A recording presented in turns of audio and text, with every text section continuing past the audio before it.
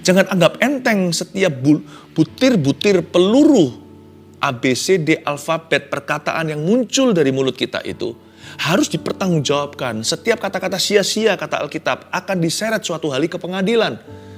Tuhan akan meminta pertanggungjawaban kita atas setiap perkataan yang pernah keluar dari mulut kita. Hati-hati gunakan mulutmu. Kalau Anda belum subscribe di channel ini, segera supaya Anda bisa mengikuti terus rema-rema dari Roh Kudus ya. Kita semua ingin dan rindu untuk menyenangkan Tuhan, saya percaya. Kalau nggak gitu kita nggak akan saat teduh bersama saat ini. Ada sebuah kerinduan, lebih dari sekedar mendapatkan yang kita butuhkan. Kita mau menjadi seperti Yesus dalam segala sesuatu. Itulah panggilan anak-anak Tuhan yang tertinggi. Saya ajak kita untuk melihat dari satu firman Tuhan, apa yang tidak disukai oleh Yesus. Itu juga menjadi tema kita hari ini, apa yang tidak disukai oleh Yesus. Kalau kita mau menyenangkan Tuhan ya, jangan lakukan apa yang Dia benci. Nah, dari pengalaman Yesus mengutuk pohon ara di Markus 11, kita pelajari sesuatu. Dan kita bisa hindari agar hidup kita itu penuh dengan buah-buah Roh Kudus. Agar kita penuh dengan buah kebenaran. Yesus mengutuk sebuah pohon. Banyak orang yang tidak mengerti cerita ini salah sangka, kok Tuhan jahat ya, pohon apa salahnya. Tapi ada rahasia yang indah di balik pengutukan pohon ara. Sebuah pengajaran untuk kita, Tuhan relakan sebuah pohon binasa, agar supaya kita jangan salah. Yesus mengutuk pohon ara, Markus 11 ayat 12-14, saya bacakan dulu. Keesokan harinya, sesudah Yesus dan ke-12 muridnya meninggalkan Betania, Yesus merasa lapar. Dan dari jauh ia melihat pohon ara yang sudah berdaun. Ia mendekatinya untuk melihat kalau ia mendapat apa-apa pada pohon itu. Tetapi waktu ia tiba di situ, ia tidak mendapat apa-apa selain daun-daun saja. Sebab memang bukan musim buah ara. Maka katanya kepada pohon itu, "Jangan lagi seorang pun makan buahmu selama-lamanya." Dan murid-muridnya pun mendengarnya. Berhenti sampai sana. Nanti akhir cerita pohon ara itu ternyata kering hingga ke akarnya. Kita nggak perlu bahas. Kita tahu ujungnya. Tapi yang saya mau coba untuk jelaskan agar supaya hati kita diterangi soal firman ini adalah mengapa pohon ara itu dikutuk oleh Tuhan. Tuhan gak pernah mengutuki kita sebagai manusia. Tapi Tuhan kutuk pohon ara untuk kita. Supaya kita memahami apa yang Tuhan benci. Agar supaya kita jangan sampai mendukakan Roh Kudus. Tuhan gak suka sama pohon satu ini. Bukan karena dia kekurangan buah. Masa gak berbuah dikutuki sih? Bukan. Ada sesuatu yang lebih dari itu. Karena Tuhan kita gak pernah salah. Yesus tuh baik. Satu-satunya destructive miracle atau mujizat penghancuran yang pernah terjadi ya kali ini. Gak pernah Tuhan itu hancurkan. Orang kusta disembuhkan, mati pun dibangkitkan. Dia membuat semuanya menjadi baik kembali. Itu adalah rumor yang beredar, tapi ternyata benar. Tuhan memang menjadikan semua yang rusak diperbaiki. Dan Tuhan menjadikan semua yang hancur kembali pulih. Tapi kali ini Tuhan hancurkan sesuatu. Karena ada sifat-sifat pada pohon itu yang Tuhan sama sekali tidak suka. Kita baca dulu ayat 12. Keesokan harinya, sesudah Yesus dan ke-12 muridnya meninggalkan Betania, Yesus merasa lapar. Ini adalah kemanusiawian Tuhan. Tuhan Yesus itu anak Allah, deity, divine atau ilahi, tapi juga 100% manusia. Dia yang lahir bukan dari sperma laki-laki, tapi melalui kandungan Maria seorang perawan. Dia adalah anak manusia 100% orang. Dia adalah Allah atau firman yang menjelma menjadi manusia. Tapi dia juga 100%, selain 100% Allah, dia 100% manusia. Dia bisa lapar di sini. Berarti Tuhan itu juga punya perasaan, hanya beda dengan manusia. Perasaan manusia itu sudah dipengaruhi dosa. Yesus tidak pernah berbuat dosa, tipu pun tidak ada di mulut atau lidah bibirnya. Yesus merasa lapar. Meskipun kita tidak boleh menganggap Tuhan itu seperti kita atau setara, karena dia bukanlah manusia. Dialah Alfa Omega, sekalipun Yesus itu adalah jelmaan firman menjadi 100% orang. Tuhan itu ilahi, namun demikian hanya karena dia adalah Tuhan yang maha tinggi, jangan sampai lupa kalau Tuhan itu punya emosi. Tuhan itu punya perasaan. Tuhan itu bisa suka atau bisa nggak suka sesuatu. Ada daftar hal-hal yang dia sukai. Ada hal-hal yang dia benci. Kalau kita mau ikut Tuhan, sekalipun Tuhan itu adalah Tuhan, Tuhan itu adalah Allah kita juga perlu tanda kutip orangkan Tuhan. Maksud saya, kita jangan sampai memperlakukan Tuhan itu lebih buruk daripada kita memperlakukan orang yang kita cintai. Orang yang kita kasih aja, kalau kita hargai mereka, kita tidak lakukan apa yang mereka benci. Mentang-mentang Tuhan itu Allah yang maha tinggi, kita nggak perhatikan perasaannya. Kita menganggap Tuhan itu ada, tapi kita nggak peka. Atau bahkan lebih parah, kita menganggap Tuhan itu nggak ada. Tuhan itu hanya teori atau agama. Jangan loh ya, Alkitab mengatakan jangan dukakan Roh Kudus, itu berarti Roh Kudus bisa didukakan. Berarti ada hal-hal tertentu yang kita lakukan atau izinkan di hidup kita itu bisa membuat Tuhan sedih. Kalau Tuhan Yesus bisa lapar, berarti Tuhan bisa sedih. Sekalipun sekarang Yesus gak bisa lapar lagi, karena dia telah bangkit. Dia telah kembali pada kemuliaannya sebelum dunia diciptakan. Tapi Yesus yang tidak bisa lapar lagi sekarang, masih bisa sedih. Rohnya bisa berduka. Ada hal-hal yang dia benci yang harus kita hindari secara sengaja, apapun harganya. Dan pohon ara ini menjadi suatu cermin atau kaca, menjadi kaca untuk kita bercermin, melihat apa yang Tuhan benci pada pohon ara itu sehingga Tuhan kutuki. Mari kita selidiki dulu pohon ara itu adalah pohon seperti apa. Dia adalah tanaman yang berbuah ketika berdaun. Paham maksudnya? Pohon ara adalah sebuah pepohonan. They only have fruits when they have leaves. Jadi, kalau kita mau tahu apakah pohon ara itu ada buah, lihat dia ada daun nggak? Atau saya balik, kalau pohon ara itu berdaun, dia pasti berbuah. Tapi ternyata nggak begitu kasusnya. Ayat 13, dan dari jauh, Yesus melihat pohon ara yang sudah berdaun. Ingat apa kata saya tadi? Kalau dari jauh Yesus melihat pohon ara yang sudah berdaun, udah so pasti dia berbuah. Ada daun, ada buah. Itu udah hukum alamnya. Tetapi ketika Yesus mendekati untuk melihat kalau ia mendapatkan apa-apa pada pohon itu, tetapi waktu ia tiba di sana, ia tidak mendapati apa-apa selain daun-daun saja. Poin pertama ya, saya kasih ya. Tuhan sangat tidak suka ini. Catat, pemberi janji atau harapan palsu. Tuhan gak suka.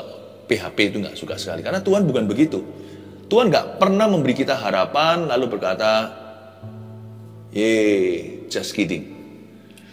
Tuhan tidak pernah memberi kita janji lalu dia gak niat genapi. Hanya karena janji itu belum digenapi tepat dengan waktu kita, bukan berarti itu gak akan indah pada waktunya.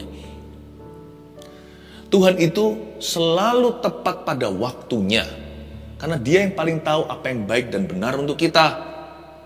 Tapi yang Tuhan tidak suka adalah orang yang suka mengumbar janji, tapi nggak pernah genapi. Makanya itu orang kalau penuh Yesus juga akan tepat waktu. Orang kalau penuh dengan Tuhan, dia pasti hargai janjian. Sudahlah, dari mana kita tahu pohon itu apa kalau bukan dari buahnya? Meskipun kita tidak diselamatkan oleh perbuatan loh ya. Kita diselamatkan oleh iman, tapi iman tanpa perbuatan adalah mati. Iman itu pasti berujung pada perbuatan. Gak ada orang minum racun tidak berbusa mulutnya atau meninggal dunia kalau racunnya kuat. Tuhan tuh kuat. Kalau kita terima Tuhan, pasti ada buah. Tuhan tidak suka pemberi janji atau harapan palsu. Pohon ini false advertising. Dia reklame yang menipu. Yang kayak begini bisa disu dalam bahasa Inggrisnya atau bisa dituntut. Dia menjanjikan begitu, ternyata beda. Dia janjikan begini khasiatnya, tidak terjadi. Bahkan kalau perlu ingredients atau ininya, yang tertulis di belakang itu loh, ya, terbuat dari apa, itu semuanya hoax ternyata. Itu bisa dituntut loh, dibawa ke hukum. Tuhan dari jauh melihat pohon ara itu sudah berdaun, sudah rahasia umum di Israel. Berarti itu ada buahnya, tapi ke sana nggak dapat apa-apa. False advertising. Makanya itu sama Tuhan jangan pernah janji palsu. Kalau Anda pernah bernasar, tepati. Lebih baik nggak bernasar daripada bernasar dan tidak menepatinya. Jangan pernah berjanji. Lebih baik kita sama sekali tidak pernah ucapkan janji apa-apa. Hati-hati dengan mulut kita. Mungkin saya ngomong, waktu saya bicara begini beberapa orang tertemplak. Waduh, itu aku, itu saya. Gak apa-apa sih, berarti Tuhan cinta kalau Anda ditegurnya. Anak sah itu pasti dihajar. Mana ada anak yang dibiarkan sama orang tuanya, lu rusak ya biarin. Itu berarti anak gampangan. Tapi kalau Anda anak tulen Tuhan Yesus pasti akan menegur. Ya udah gak usah tertuduh selama-lamanya, minta ampun sama Tuhan, pernah mengucapkan itu, dan hati-hati lain kali jangan umbar janji. Jangan memberikan harapan palsu. Ya. Sama manusia sesama juga sama sih. Tapi kan saya nggak bicara sama Tuhan, kan saya bicara sama teman saya. Kalau Anda berkata hari Rabu Anda mau kembalikan sesuatu, balikin hari itu. Anda berkata ini pasti aku kembalikan, misalnya itu pinjaman. Jangan lari dengan barang orang. Demikian juga dengan uang. Karena uang itu sama dengan waktu. Waktu mereka bekerja, itulah imbalannya. Jangan Anda mencuri waktu orang lain. Jangan pernah kita janji sama manusia kita nggak tepati. Karena Tuhan melihat itu sebagai janji kepadanya. Ingat nanti di akhirat ada orang tertentu berkata, kapan Tuhan telanjang, aku tidak memberi pakaian. Kapan Tuhan dipenjara, aku tidak kunjunginya. Kapan Tuhan Yesus lapar, aku tidak memberinya makan. Tuhan berkata, yang tidak kau lakukan terhadap salah satu dari orang yang hina ini, kau tidak lakukan untuk saya. Enyahlah, hai pembuat kejahatan. Jadi Tuhan itu sangat personal sekali. Bagaimana kita itu bisa mengaku kita cinta yang tidak kelihatan, kalau kita tidak bisa mengasihi yang kelihatan. Tuhan paling gak suka sama pemberi harapan palsu. Orang-orang yang janji-janji melulu, termasuk janji nikah. Kalau Anda berkata, saya bersedia di altarnya, apalagi di gereja. Sedangkan menikah di catatan saja, itu sah, catatan sipil. Itu diikat oleh negara. Apalagi di hadapan Allah. Kalau Anda berkata, saya bersedia, jangan ada pihak ketiga. Jangan ada teman tapi mesra. Jangan ada selingkuhan. Sebab Anda bukan janji sama pasangan, tapi pasanganku itu gak layak terima cintaku lagi. Ya. Anda mungkin berkata pasangannya sekarang udah gak nice, dia gak pernah menghormati saya, atau dia gak pernah mengerti aku. Cowok cewek kan beda. Kalau cowok lebih minta hormat, cewek lebih minta, perempuan lebih menuntut untuk dimengerti. Tapi itu bukan alasan. Pasangan Anda bisa gimana? Anda janjinya sama Tuhan. Bahwa Anda akan bersedia, dalam janji nikah kan diucapkan wedding vow itu. Dalam suka dan duka, sakit dan sehat, kaya miskin, suka duka loh. Ketika Anda berduka tetap harus setia. Karena setianya bukan pada pasangan saja. Sekalipun Anda merasa dia nggak layak dapat kesetiaan Anda. Anda sudah disumpah ceritanya di bawah nama Tuhan. Anda setia kepada Tuhan Yesus dalam pernikahan. Makanya kalau kita ingin hidup kita itu lihat berkat bukan lihat kutuk. Jangan langgar janji nikahmu. Bertobat, gak ada jalan lain sih. Gak ada bypass, tidak ada jalan alternatif. Kalau Anda salah jalan, satu-satunya adalah rewind, retrieve, atau jalan kembali. Itu satu-satunya namanya pertobatan. Pertobatan itu menyesali dan meninggalkan. Ujung pertobatan itu bukan tobat. Ujung pertobatan itu tobat maksudnya. Ujung pertobatan itu bukan penyesalan. Ujung pertobatan ya tobat. Ujung pertobatan itu perubahan. Ujung sebuah pertobatan itu ketaatan. Gak ada orang bertobat hanya supaya diampuni. Orang bertobat itu supaya berubah. Orang bertobat itu supaya taat kepada Allah. Kalau Anda salah jalan, tempuh jalan pertobatan. Akui, tinggalkan. Tanggung semua konsekuensinya, nanti waktu akan menyembuhkan. Orang yang bertobat, waktu menyembuhkan. Tapi orang yang dalam dosanya, waktu tidak mengubah apa-apa. malah semakin membuat parah. Waktu tidak menyembuhkan, justru menjerumuskan. Dengan tambah waktu dalam kehidupan dosa, dosa kita yang kita buahi dari keinginan, dosa itu kalau diteruskan, ketika dosa itu matang, lahirlah maut. Waktu tidak menyembuhkan, malah komplikasi, malah membuatnya runyam. Tuhan tidak suka orang yang janji dan tidak menepati. Dalam bentuk wujud apapun janji itu, ini yang membuat Tuhan kesel sama pohon itu. Dari jauh dia melihat, pohon ara itu sudah berdaun.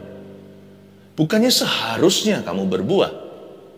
Kamu itu memberi harapan palsu, seolah-olah Tuhan ngomong sama pohon itu begitu. Tapi sebenarnya Tuhan bukan marah sama pohon ya. Ini Tuhan korbankan. Karena pohon tidak ada roh di dalamnya, pohon adalah tanaman sekalipun punya nyawa. Tuhan korbankan ini untuk yang punya roh di dalam dirinya, yaitu manusia. Tuhan korbankan satu pohon untuk ajari satu kebenaran yang tidak akan berubah selama-lamanya. That God does not like, Tuhan tidak suka sesuatu itu yang menipu. Tuhan tidak berkenan akan janji yang palsu. Dari jauh dia lihat rimbun daun, pasti banyak buahnya. Minimal ada beberapa, satu pun tidak ditemukan. Tuhan tidak suka itu. Makanya Tuhan kutuki itu. I'm not pleased.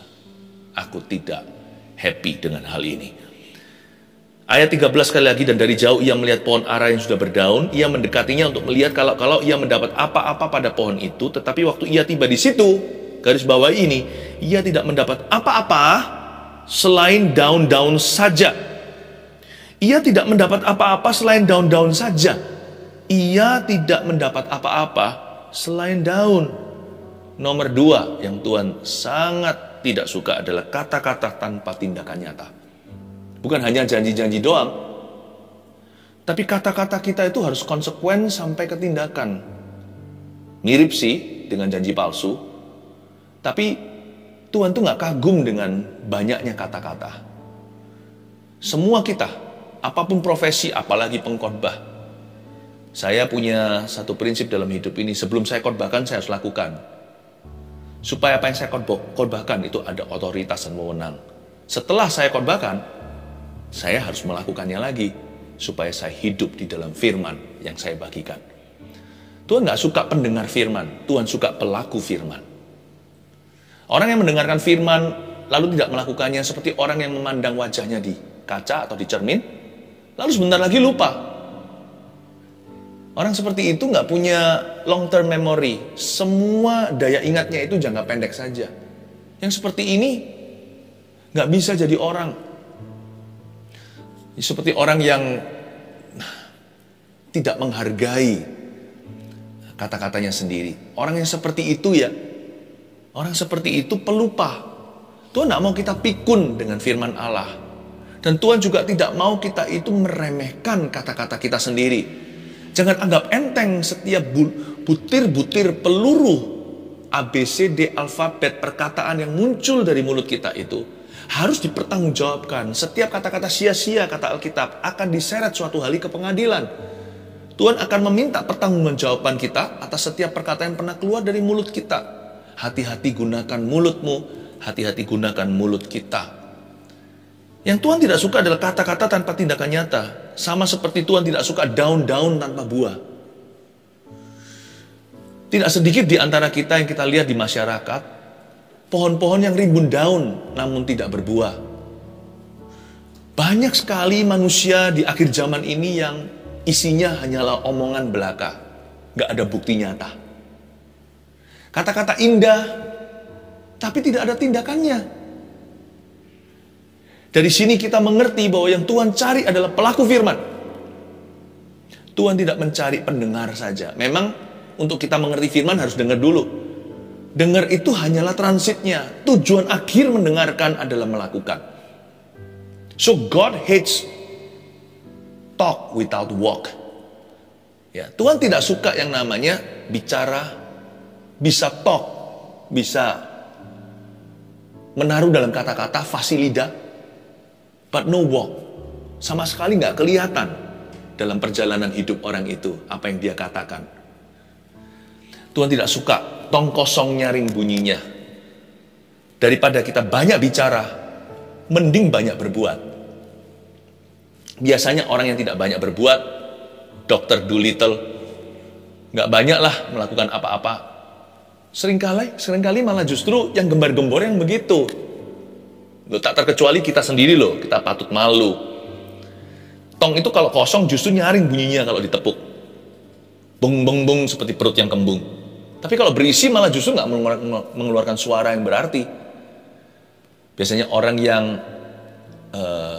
yang pelit, jikalau dia sekali memberi, wah, seluruh dunia tahu, dunia dalam berita. Tapi orang yang generous ya, cenderungnya untuk tangan kanan memberi, tangan kiri nggak tahu. Ya. Demikian pula seorang yang cinta Tuhan nggak perlu ngaku-ngaku kita cinta Tuhan. Lewat perbuatan, lewat apa yang Anda lakukan dalam nama Tuhan untuk orang lain, orang bisa lihat sendiri orang itu dekat sama Tuhan. Kata-kata tanpa tindakan nyata tidak ada kuasa di dalamnya, dan Tuhan sama sekali tidak suka. Itu sama dengan melihat pohon ara yang penuh daun, namun gak ada buah. Ia tidak mendapat apa-apa selain daun-daun saja kan? Sebab memang bukan musim buah ara. Nah di kalimat inilah kita bisa berpikir, kok gak fair ya Tuhan kutuk pohon ara. Kan pohon ara itu memang sekarang bukan musim buahnya. Nah gini loh, untuk bisa mengerti, memahami cara berpikir Tuhan. Sebab memang bukan musim buah ara. Pohon aranya bisa protes, loh ya gak berbuah.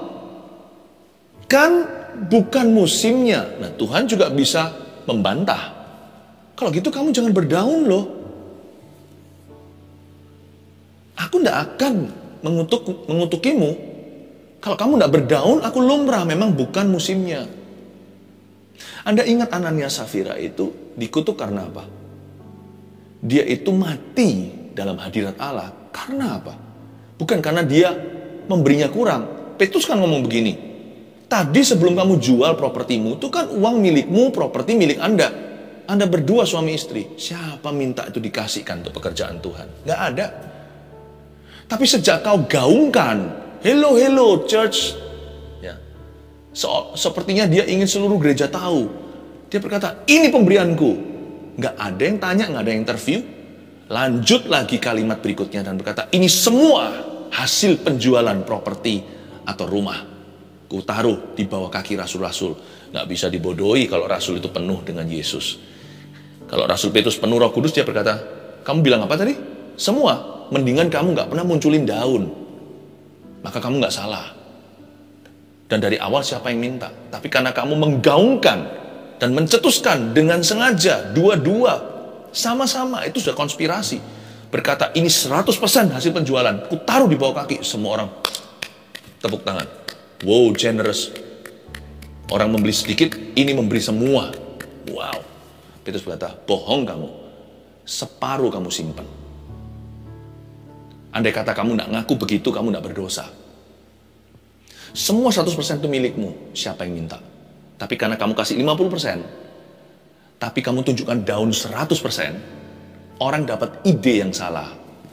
Orang ini luar biasa. Kenapa kamu mau curi glory? Lihat orang itu, orang muda yang di sebelahku itu, sebentar lagi akan angkat jasadmu. Bum, langsung mati.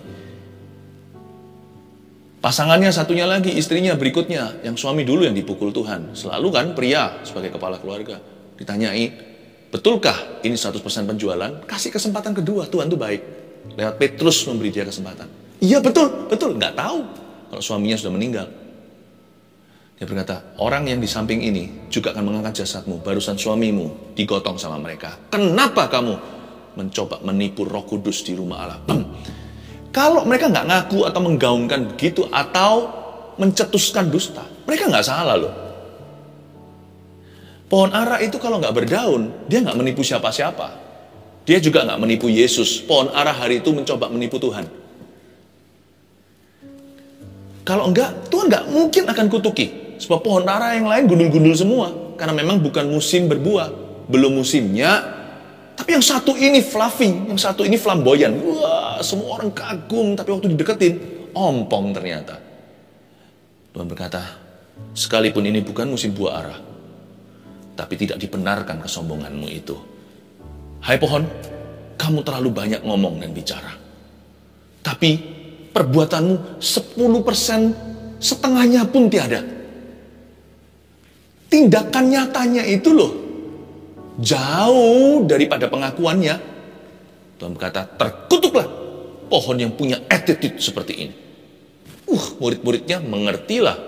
Kita sekarang memahami ternyata itu yang Tuhan benci. Makanya nomor 3, catat ini. Tuhan paling benci dosa pura-pura atau kemunafikan. Jadi pohon ini dihukum bukan karena the lack of fruit atau kekurangan buah atau tiada berbuah. Pohon ini dikutuk karena being pretentious.